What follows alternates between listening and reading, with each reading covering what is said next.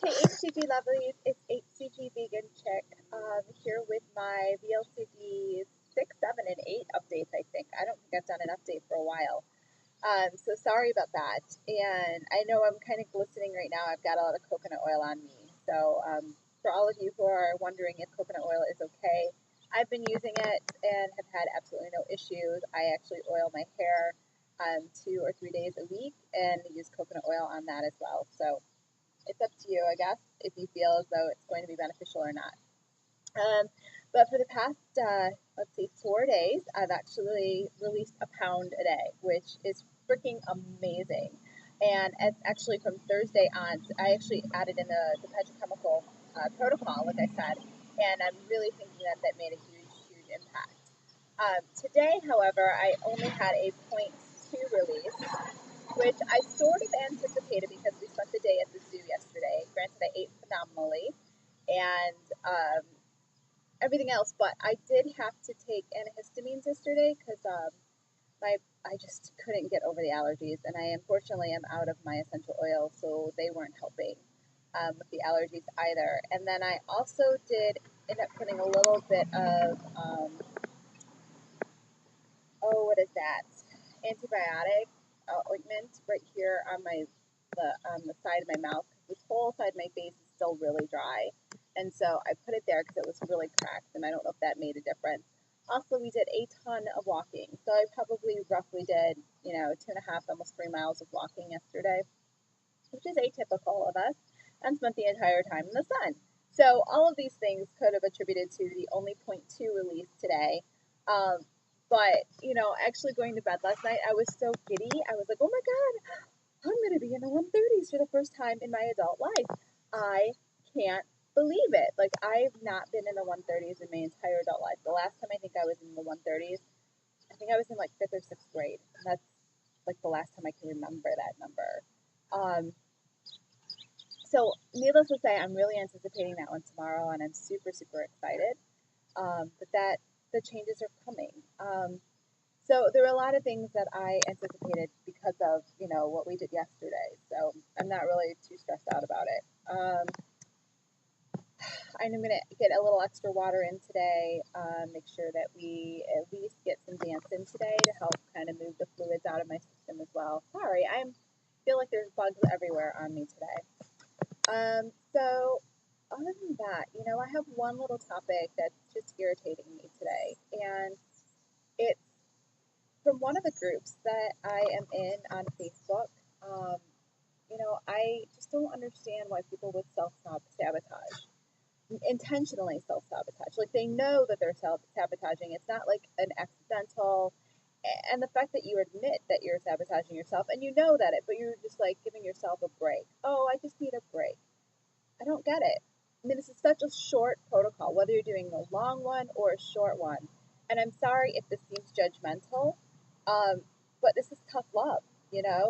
This is such a short period in time in your life to make a huge impact in your life.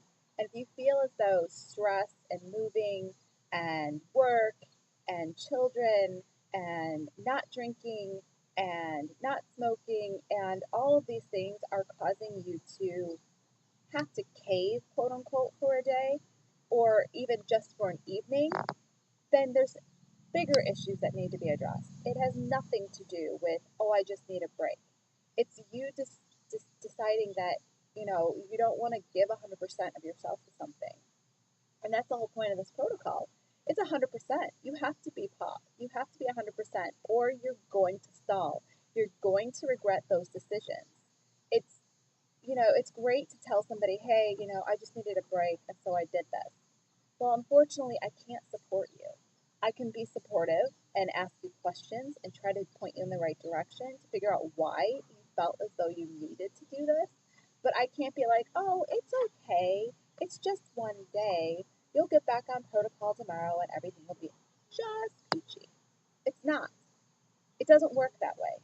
And if you feel as though it works that way, then you're treating this like a diet, like every other diet, and eventually you're going to fail, guaranteed. Because this isn't a diet. This is an opportunity for you to reevaluate your relationship with food, your relationship with alcohol, your relationship with people. Because if all of your life revolves around food and alcohol, you're going to have problems once you're off this protocol.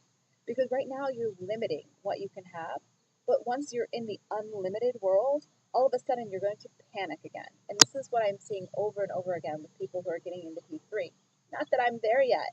And I have a little bit of that panic and anxiety already setting in myself because I'm not sure exactly what I'm going to eat, especially since there's no starches as a vegan. But the thing is you're setting yourself up to be in that panic mode because right now this is your crutch.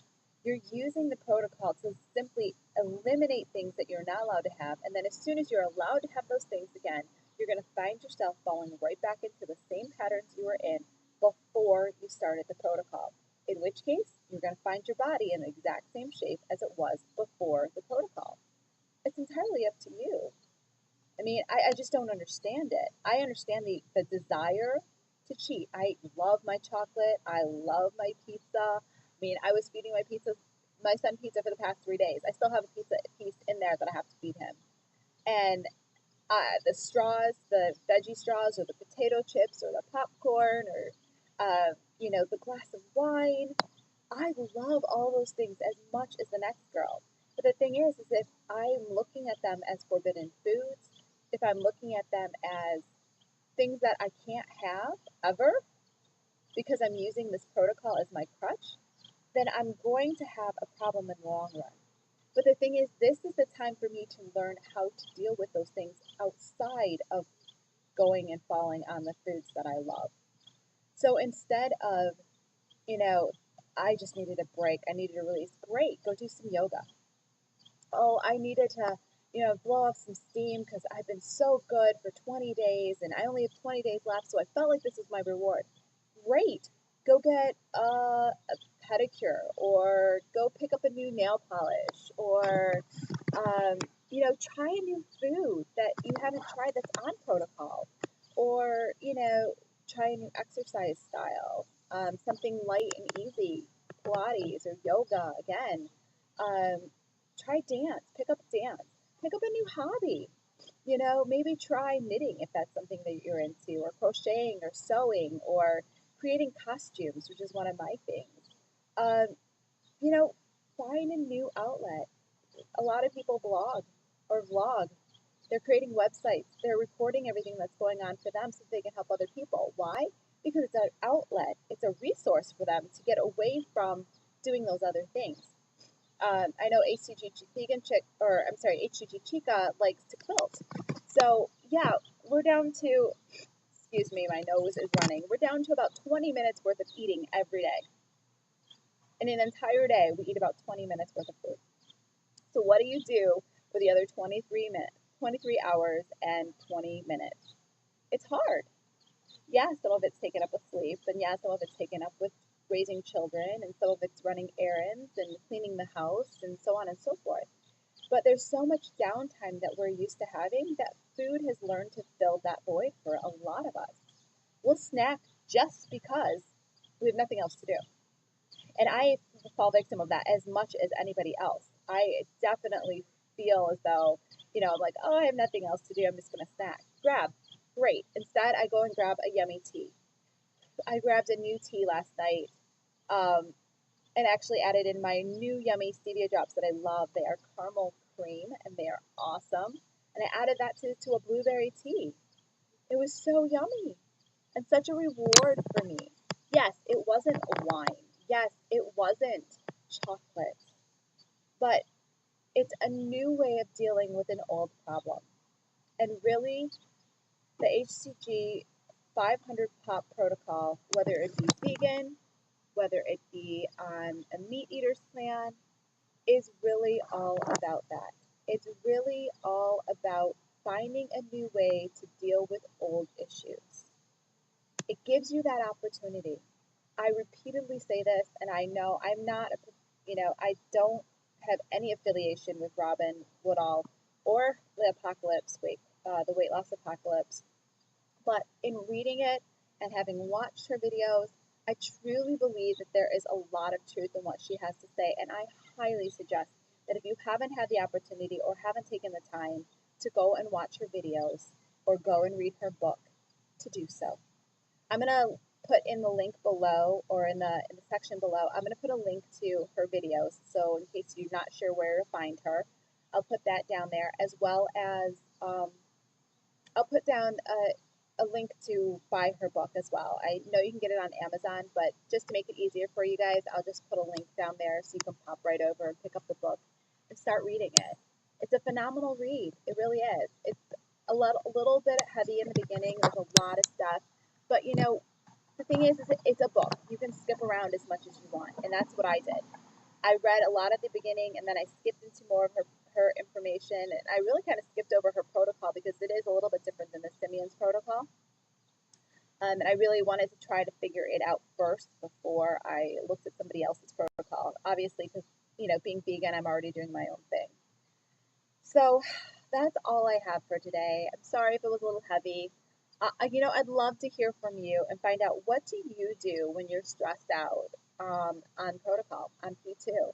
What do you do? What's your go-to meal, or what's your go-to items to really help you get through this? Because we're all going to struggle. We all are going to have the same issues time and time again, even post-protocol. Once we're into P4 and we're living our real lives, we have to learn how to not use food as our crutch, or wine or alcohol in general as our crutch. So what are your go-tos? Share them with me. I'd love to do a whole video on, you know, how to get past those mental hurdles, because really that's all it is. It's a mental hurdle. When you just feel like caving, you know, and maybe we can help other people. And if you're not vegan, it's okay. Chime in. I'd love to hear what you have to say about it too.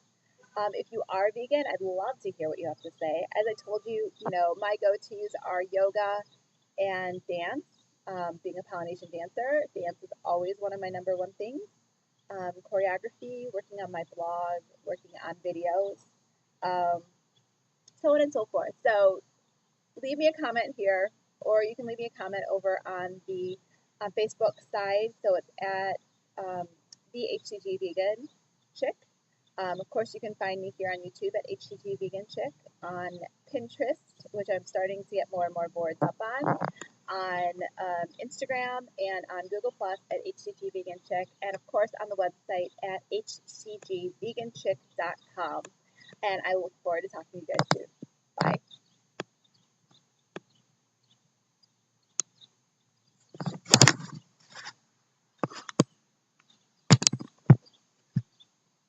You little brat.